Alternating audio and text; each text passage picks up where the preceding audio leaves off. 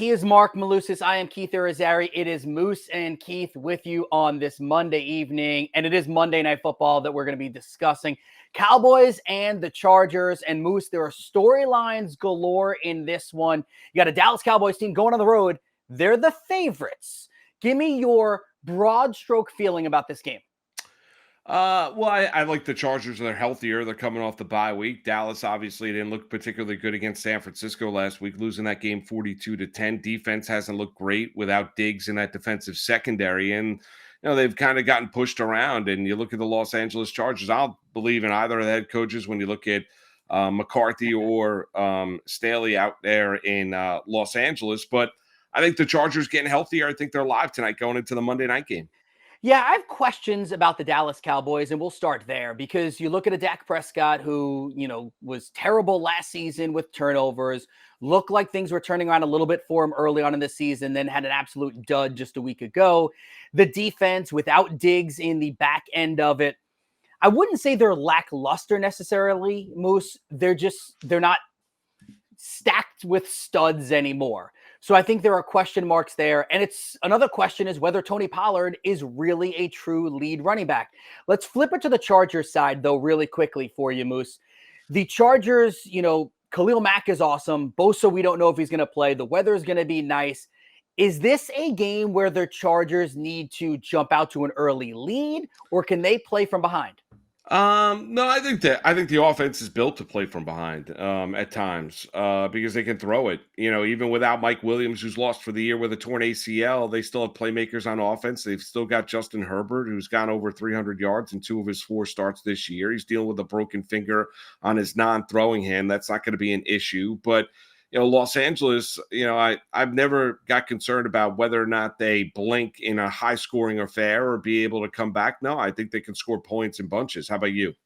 Yeah, I think they can score too. I think both teams can score. I think it might be a high-scoring game. All right, let's get into some of our questions because on Bettorcast, we'll give you a boatload of questions each and every night. You'll be able to answer along with the people that are watching as well. So why don't you go first, Moose? And you've been talking a lot about Justin Herbert. So do you like an over or an under for him on his passing yards? Yeah, 275.5 passing yards. I'm going to take the over. I think he's going to be able to throw on that Dallas secondary. I think if Los Angeles accounts for Micah Parsons, I think the offensive line could be able to hold up. I think the Chargers are also balanced enough to where they can keep the Cowboys defense off balance. He's got over 275.5 passing yards in 2 of his 4 starts this year. They're home. They're coming off the bye week. They're healthier. Give me Herbert over 275.5.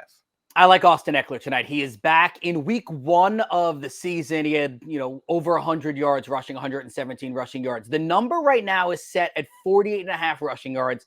Got to go over here. Now, listen, I would have loved a, rushing and receiving yard total here, but the question is over or under 48.5. So I'm going to go over on the 48.5.